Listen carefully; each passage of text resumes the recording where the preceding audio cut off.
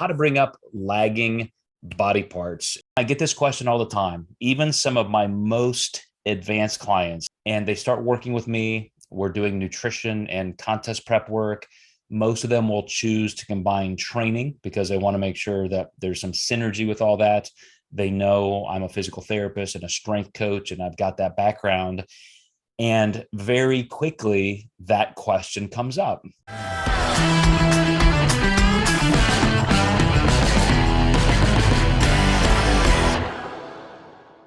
Hey, everybody, welcome back to Contest Prep University, another Frat House edition. Adam and I are going to talk about how to bring up lagging body parts. And we've talked about training a couple different times. We have some features that I've even done with different people like Ryan Connolly, Eric Helms, Austin Kiergaard. So you can definitely search for those. But Adam and I want to specifically talk about lagging body parts. Adam, I get this question all the time, even some of my most advanced clients. I mean, people who are already pros, people who are national level, getting ready to become pros, and they start working with me. We're doing nutrition and contest prep work. Most of them will choose to combine training because they want to make sure that there's some synergy with all that. They know I'm a physical therapist and a strength coach, and I've got that background. And very quickly, that question comes up. And I always throw it back at them. And I'm not trying to be a smart ass, but yet I ask them, what are you already not doing? You know you've identified a weak body part. Obviously, you're probably focusing on it already more than anything else. I know for my weakest body part, my back, my lat width, I trained it probably twice as many times, twice as hard, twice as long my entire career. I would do everything. And it was always that focus. And yet I was still constrained by genetic limitations. So I don't want to be a complete cynic and say that you can't do anything about it, because you can, but you also have those physiological boundaries of recovery and stimulation. So when you hear that question from clients, do you instantly just turn to, okay, you got to do this exercise and this, or this kind of methodology, this kind of periodization? How do you even answer that question? Because I really kind of get stuck even approaching it with clients. Mm-hmm. It depends on if they're training with me or not at first too. Because if they are, I'll know what they're doing. So it comes down to, are we training too much? Are they not recovering enough? Is it a food issue? So it may not even be a foundational training issue. Have they been doing all this training properly, but maybe they're in a dieting phase where they're not going to grow? So there's all these moving components. A lot of people still think that they could, grow into a show, and that's not really going to happen unless intake's going up. And so also, intensity would simply be, let's see you hit some hip thrusts. Are you executing them properly?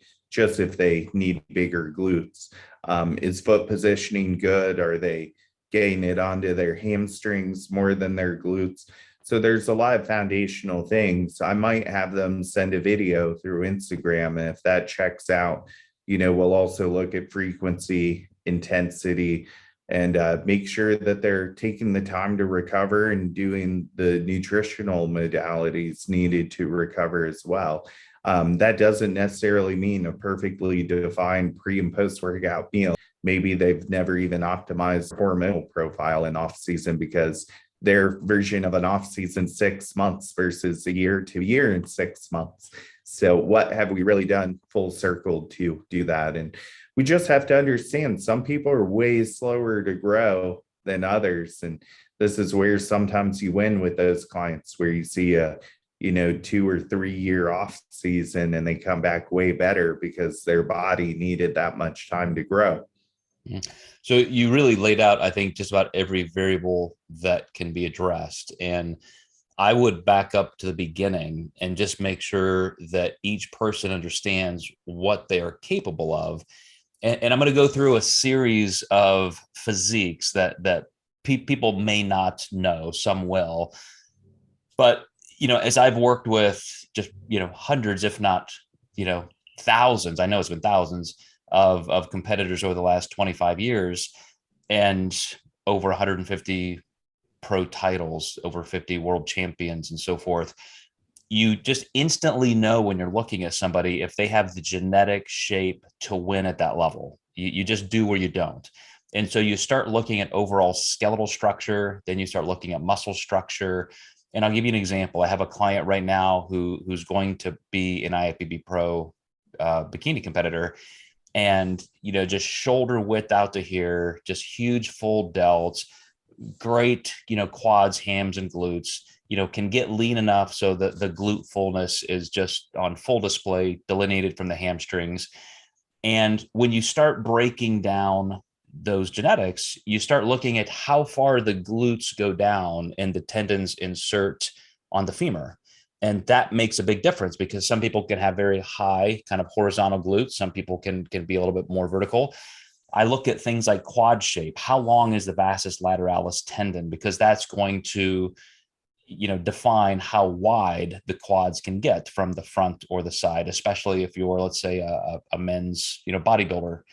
And you see people, I remember Brian Whitaker, who was a lightweight world champion, Sean Clarita, who was a lightweight world champion client of mine, now the literal reigning Mr. Olympia, I believe, in the under 212, and very, very, very short leg tendons, quad tendons. And so from the side or from the front, they looked very different. Their quads were not strengths of theirs. I think of somebody like Jim Cordova, another world champion client of mine, whose lats looked like they literally started where his glutes, began. There was just no, lat aponeurosa tendon there. And you couldn't even see the erector spinae where most people would see the lumbar musculature because the lats just went down that far. And when a muscle length is like that, it's just that much wider. I was just in Tampa with John Hansen, 3-time Mr. Universe. And the guy's trunk is incredibly short. So if you look at his pec musculature, it's literally half of his trunk, whereas most men are a third to a quarter. So with a long trunk, and again, so now you're looking at how square and broad the pecs can be and so forth. So these are things you can't change, obviously, but you have to know what your potential is for growth. And therefore, okay, if I know I just don't have the genetic propensity for size there, how do I pack on the most thickness that I possibly can so that I at least, I take it away from being as much of a weakness. Then, of course, it comes down to posing, which is not the topic of today. But I know you program training as well. And I know you always think of the division and the criteria. And so what this person needs, and maybe a weak body part is okay for one person because it just happens to be something that's not that big of a factor for their division. But let's say you have a client and, pick any body part. They need it. They need more size. And it's going to be daunting because it's a genetic challenge for them. Do you then turn toward the variables like frequency, intensity, load? How are you going to tell them, now that I have you as a training client, we are going to improve that body part? Yeah. So the first thing I'll look at with that is actually what shouldn't they be focusing on? When we have a lagging body part, we're probably going to train that more frequently. When you get down, you need more time for recovery. So why break other things down? So a great example of this, I have a client who has pretty big arms and her delts kind of get overshadowed by her arms. So we're trying to bring her delts up. So I actually have her training arms every 2 weeks because I don't really want her to grow her arms. So, and very, very low volume, just enough to maintain. And then we're doing delts about twice to sometimes 3 times a week, depending on how that rotation works. Every other week, she might get a third day in. But that third day is very short. It's just more stimulation than anything, and driving blood into the muscle tissue to get nutrients into the muscle tissue. So what we're doing is trying to pull back areas that she doesn't need to make up for that training volume. So why have someone do an arm day if they don't need it when they could spend more time, working on something that they need? Now, granted, you don't want to overtrain a muscle group. You want to make sure recovery is good. So you can pull that third day if we need to and say, hey, 2 days a week is, we're not seeing a lot of growth. So let's maybe go back to 2 days a week and see if that's better. I don't think once a week is going to be enough for that small muscle group. I think you can recover. Also look at other big muscle groups, maybe they don't need legs. If you're hitting a hard leg workout, that's really hard to recover from. So if you can eliminate that, so it's really not just the focus on the muscle group, it's trying not to focus on muscle groups that you don't need. Mm-hmm. And, that is, I will admit, a little antithetical to everything inside of me, because as a physical therapist and somebody who cares about joint balance and so forth, it's difficult for me to agree, although I do. I've definitely come to see that, per division and so forth. And even if it was a performance athlete, if you're a lacrosse player, or, I have an Olympic athlete who's on a bobsled team, that's a very different training methodology than somebody who's a powerlifter or somebody who's a track athlete. And so I understand there are frequently some emphases that are just different and not completely balanced. But I will also say, not quite as a counterpoint, but as a parallel point, other body parts and movements, because remember, there's two ways to think about training. There's muscle focused training and movement focused training. So if for example, if I believe the deadlift is a great movement for packing on muscle everywhere from my, hamstrings, calves, all the way up to my neck, which it is, then I also know I have other back training, some auxiliary work for lats and so forth. But just like you would do, a la Louis Simmons and so forth, you're not going to just deadlift to improve your deadlift. You're doing cable pull throughs, you're doing, reverse hyperextensions and all that kind of stuff. And so now it becomes a real scheduling challenge to get all of those things in.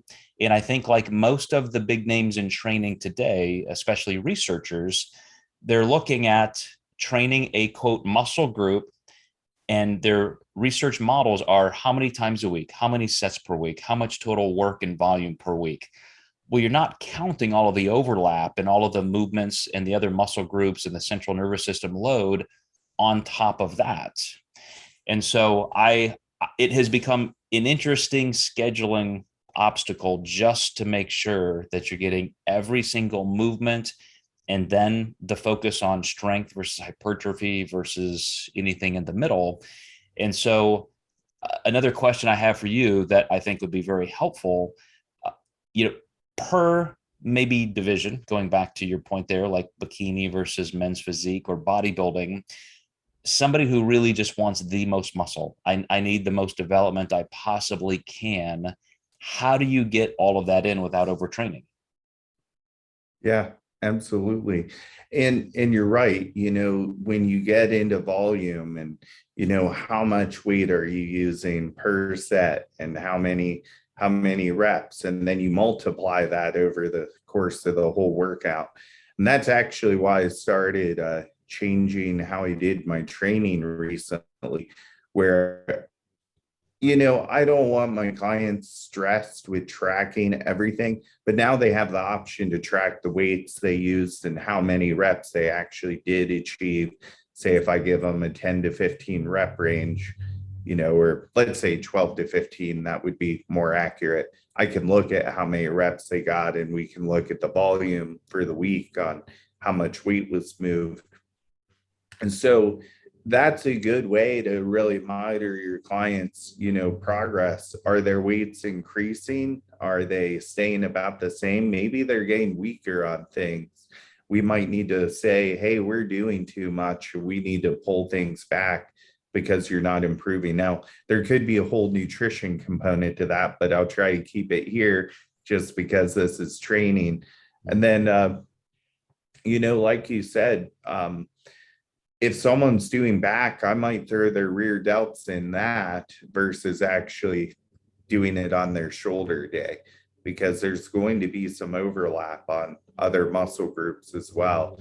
And when you do look at the shoulders specifically, the rear delt makes up a great amount of mass for the delt. It's often very forgotten. I think especially with females too, because they're so focused on everything else and you just kind of see their shoulders roll forward. So you do have to think about that crossover, hitting glutes, you're hitting your hamstrings probably too. So, when you do that leg day, you may not want that much hamstring engagement if you're doing glutes quite a bit. Yeah, one of the things that you made me think of there is when I had worked up to a 500-pound squat and a 500-pound deadlift, it was really the culmination of around 20 years of very intentional periodization. And I remember even when I was 14, 15, 16 years old, obviously with no physiological education or background, just simply reading what other people were doing and then having the intuition, or at least trusting some of the things I was reading, that you don't need to do a flat bench press 3 or 4 times a week. But if you were changing the angle a little bit and the force and tension, just those physics vectors. So maybe if I do want to do something with chest 3 times a week, maybe one workout is very, very strength dominant, just an aggressive bench press.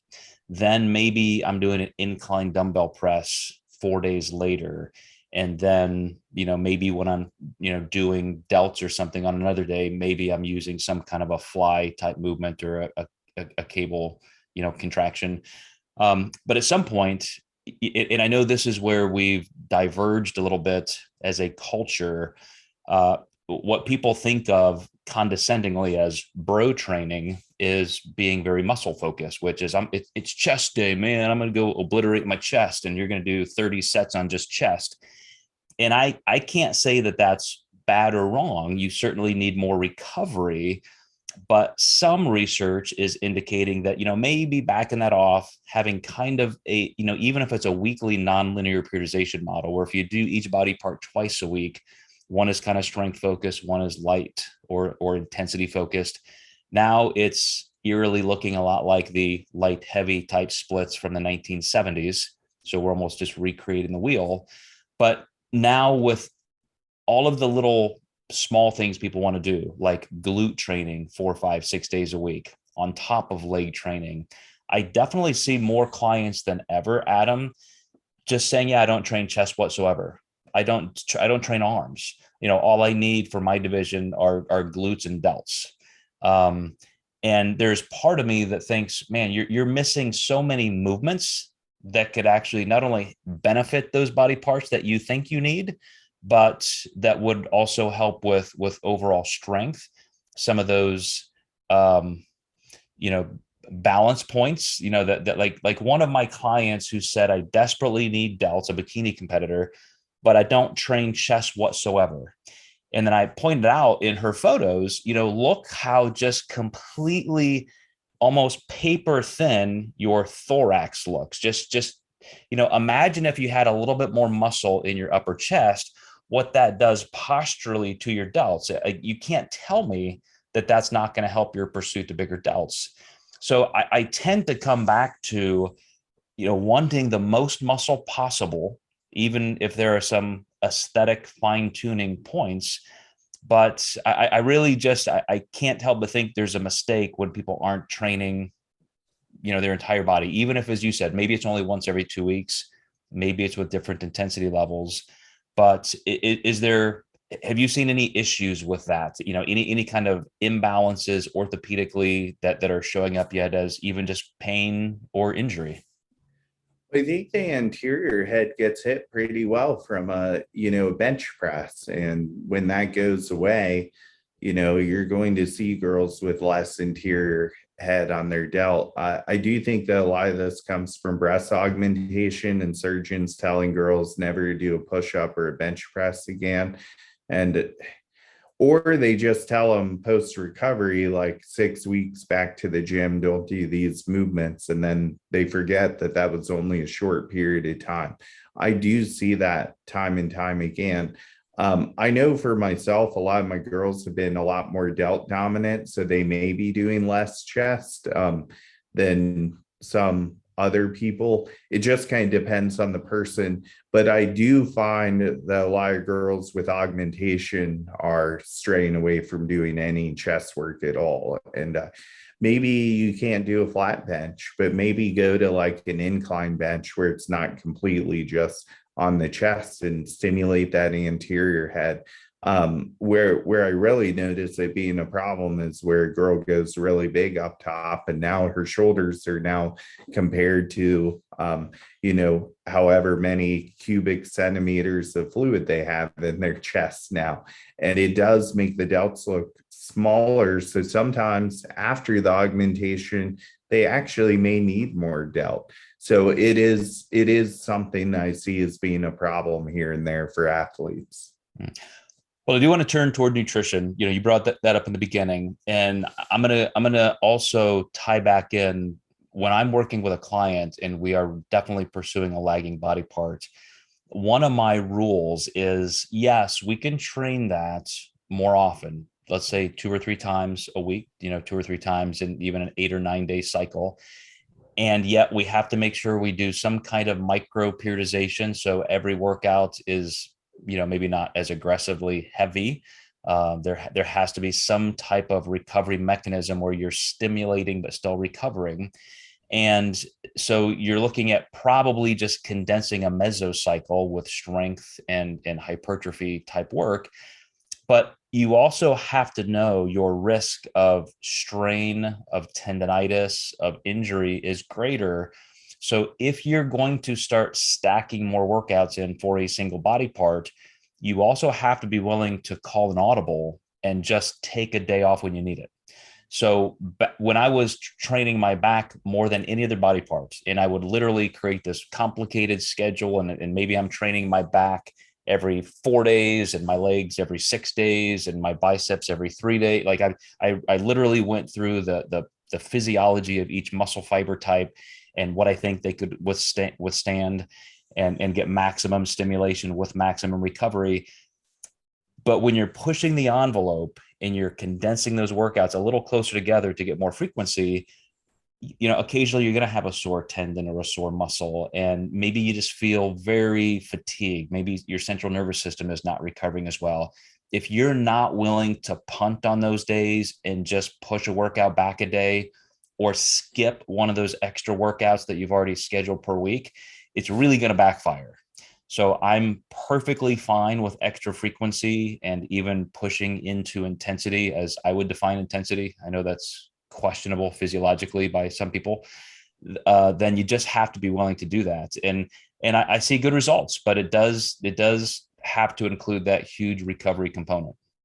Absolutely. Yeah, I'm seeing a lot of people who say, like you're weak if you take an off day, or, take every set to absolute failure. And, like just the real extreme of the training. And I know when I send my training initially with clients, I say, I would like you to shoot for whether it be 4 or 5 days a week. So you want to give your clients options, just like maybe even we do that with food and untracked days and things of that nature. Now, that might change when we're in a prep, but there's a time and place for that modulation and giving your clients the ability to make those decisions for themselves. Now, some people will disagree and say it needs to be super militant, and those aren't the kind of clients I'm interested in working in. I'm interested in working with people who want a dynamic approach. Well, also they're just going to break themselves. But, back to the concept of just muscle growth in the first place, there's the chemical response triggering protein synthesis but I think a lot of people only consider that, and they say, well, these are the effective sets I need to trigger that. So to quote, stimulate and not annihilate is to just trigger that threshold and then you're done. That was enough. If it only takes me 3 sets, then that's all I should do. If it, if I'm really advanced, it takes 6 or 8 sets for that muscle group, then that's all I should do. But a huge part of what they're missing is the mechanical aspect of adaptation, and how over time an advanced lifter absolutely needs more. You're building, you're changing mitochondria, you're changing the actin myosin, obvious, layering within a muscle fiber. And just to say that it's all about triggering a biochemical response is to literally miss half of the reason you train, for that mechanical adaptation. And that's why I think, as we look at some of these studies that come out with these magical numbers, you got to train each muscle group twice a week. You got to have a total of 24 sets for this muscle group or 30 for that. There are always 12-week studies on 20-year-old college kids who've been training for a year. Try that with somebody who's been training for 20 years, 30 years, 40 years, and they have an 800-pound deadlift already, and they have to work into those sets for progressive stimulation. It's just a different ball game. And now those people have extra recovery time because they're probably a little bit older in age to have reached that level of training, and they've got that much muscle tissue and strength and all of those adaptive tissue changes. So again, it's such a continuum that to find one answer is difficult. But as I always say with most science inquisition, it's not either or, it's how and when. And we're looking at how the how changes, with those changing contexts. But I would say as a definitive answer, trying to train those lagging body parts with more frequency when you can. Remember that you still need to periodize those variables. And so that has to be maybe a condensed time. Let's hammer home your final point, which was nutrition. You've got that lagging body part. You're training it on certain days. Are you doing something different? Are you advising your client, hey, on these days, you're training this lagging body part. Let's make sure we do blank nutritionally. Yeah, so you can, use a higher carb day immediately post training to restore that glycogen right away. Now, the only problem I have with that, there's a psychological component to refeed. So if someone would rather, go out and enjoy time with friends and family, from a psychological perspective, I think that's great. But if you explain there can be a slight benefit to having that amount of carb post workout, or using that higher amount of calories post workout for recovery, that can be advantageous for those muscle groups. And I like to go there, at least give my client the option to do what they want with that information, and decide, is it better for me to psychologically go out with family and friends? They were probably not doing that every weekend. So they can probably use, let's say they want to grow their glutes, they can use their refeed on their glute day most of the time, aside from like a holiday or a long weekend or something like that. They may want to move it somewhere else. So again, giving people options, I think, is really important.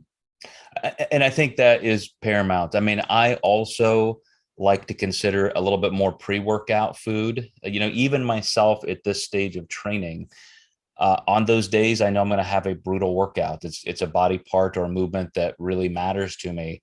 I know the difference of adding 25 or 50 grams of carbs that I may not have done otherwise. It's such, I want to say it's almost a steroid-like effect. I mean, you can go into a workout and feel like, yeah, that was okay.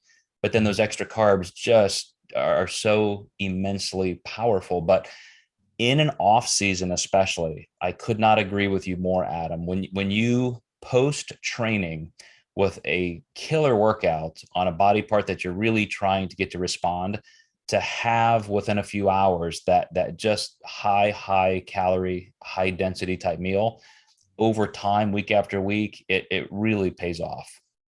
Yeah, I think so too. And I think because I work with mostly women, I'm dealing with that food psychological component a lot more than probably most people. I also think that we're just more aware of it with having Dr. Corey on our staff for a long time. We're really sensitive to the psychological side. I actually just got a girl from a coach, and he was super militant about that.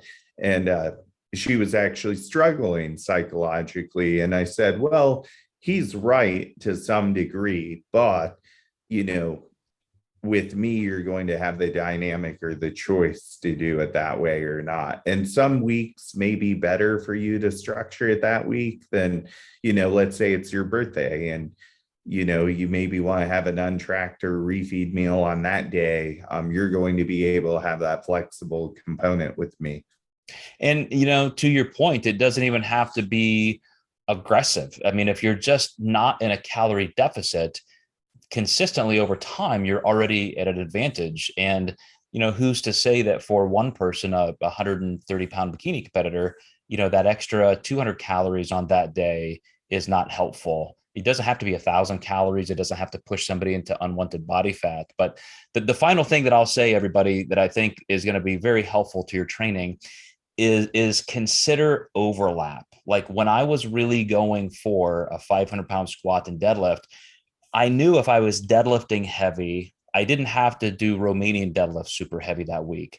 And if I'm doing one of those two super heavy, I probably didn't want to have heavy squats within 3 or 4 days.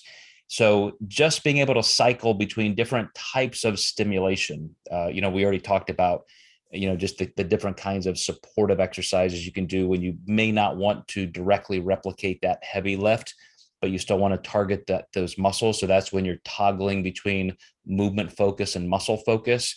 Man, if you're really trying to pack in a lot of frequency and as much stimulation as you can, you have to know how to bob and weave with all of those variables and just pay attention and read your body. You know, don't drive yourself into overtraining or injury. But Yeah. as always, Adam, I appreciate your direction and some of the topics that we discuss. I think this was another great one discussing lagging body parts. So those of you who listen frequently to Contest Prep University, also, you know, let us know what your questions are. I've got another podcast right after this where I'm going to directly answer a client's question. So we love responding to what you guys want to hear. We'll see you next time in Contest Prep University.